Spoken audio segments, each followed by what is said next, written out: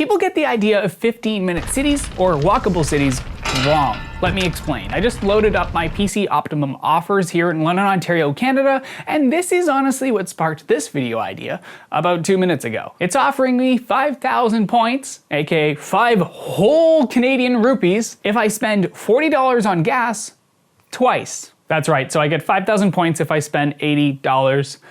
But I can't participate in that. And that's a huge problem for my fiance and I, because although we have a car, we only drive it every 1 to 3 weeks. So if I check the gas tank right now, it's almost full. Okay, let's just go over here to the car. It's about 3/4 of a tank. And the last time we filled up was, just looking through my credit card transactions here, 23 days ago.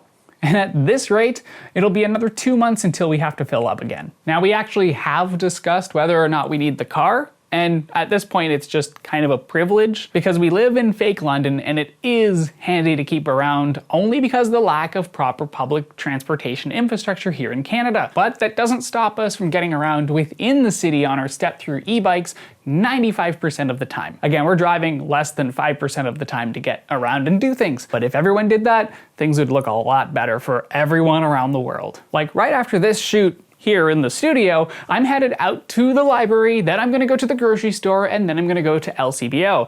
So you know what? Here, I'll put that footage here.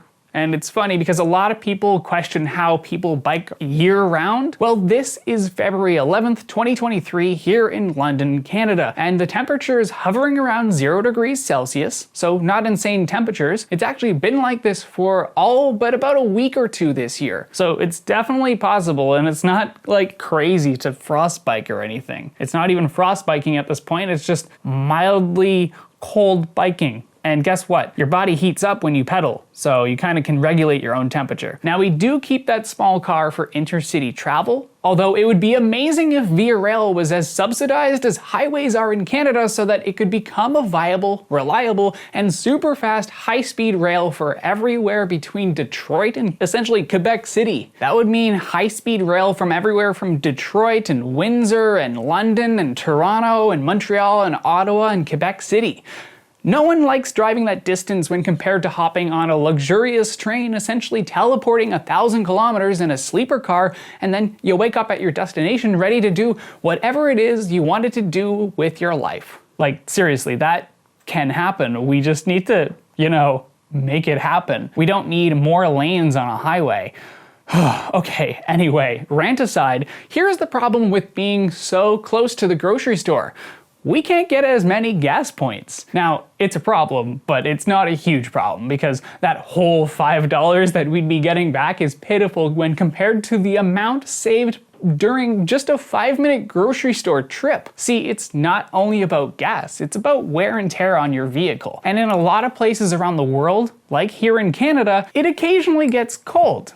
And cars don't like the cold, but they especially don't like cold starts, followed by driving stupidly short distances and then being turned right off again, and then having the same thing happen to them on the way back home. Why? Because engines like to get up to a nice warm temperature, and if they don't, components don't get lubricated properly. And not only that, the engine oil doesn't get to its proper operating temperature, and so moisture doesn't have enough time to leave the engine and circulate, and now you have moisture just sitting in your car's engine, which really harms it. Moisture inside things, not great.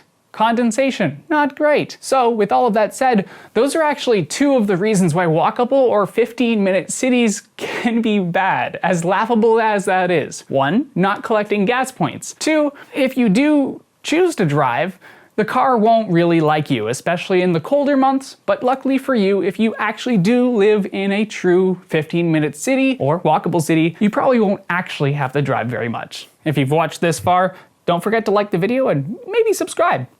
Let me know if you have any questions below or other things, all the YouTube things. Bye.